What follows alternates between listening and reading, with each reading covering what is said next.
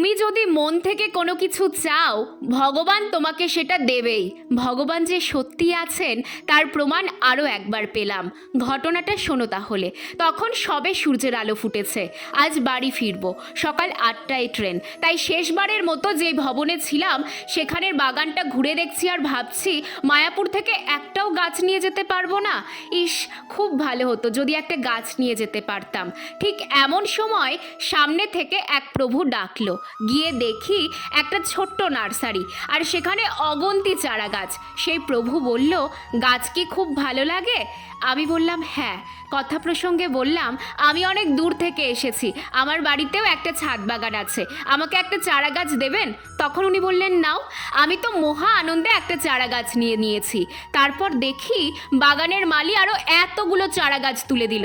মন থেকে গাছ ভালোবাসি, তাই হয়তো ভগবানই এতগুলো উপহার দিল।